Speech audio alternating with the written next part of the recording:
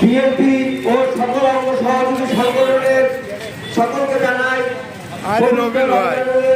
শুভেচ্ছা এবং সকলকে জানাই আমার সালাম, আসসালামু আলাইকুম। সংগ্রামী ভাইরা আমার, আজকে আমাদেরকে কেন রাস্তায় দাঁড়াতে হলো, এটা সব থেকে বড় প্রশ্ন। বাংলাদেশ পুলিশ 1971 সালে তার গৌরবোজ্জ্বল ভূমিকা রেখেছিল। 561 জন পুলিশ 1971 সালের মুক্তিযুদ্ধে শহীদ হন। সেখানে শহীদ মুক্তিযোদ্ধাদের পরিবার থেকে শুরু করে যে সকল পুলিশ সদস্যরা ছিল তারা গৌরবের সঙ্গে জীবন যাপন করে আসছে।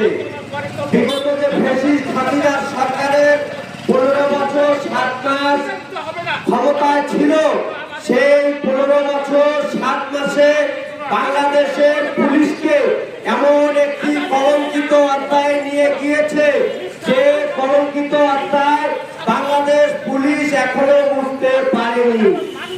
সেই পুলিশ যেখানে বাংলাদেশের সাধারণ জনগণের দাঁড়ে দাঁড়ে যাওয়ার কথা, সেখানে হাতীবান্ধা থানার ওসি মহোদয় আপনার কাছে যখনই সাধারণ মানুষ যায়, আপনি তাদেরকে বলেন যে আপনি বাইরে যান, বাইরে লোক অপেক্ষমান আছে।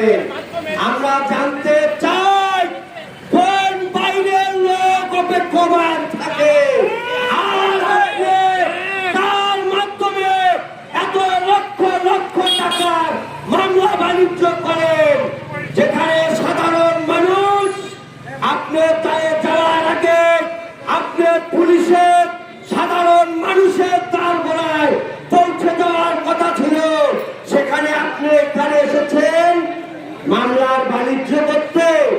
আপনাকে কি সরকার পুলিশের পোশাক পরিয়েছে সাধারণ জনগণের টাকা আত্মসাৎ করার জন্য, ঘুষ বাণিজ্য করার জন্য?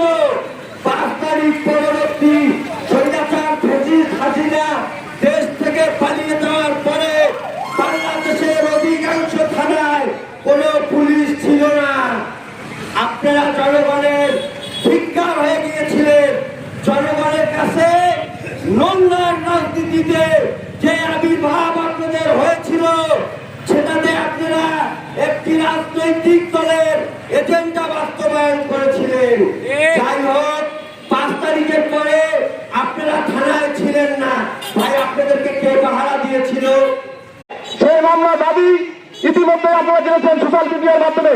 সেই মামলার দাবি স্বীকার করেছে যে কৃষক আমরা সেটা যোগাযোগ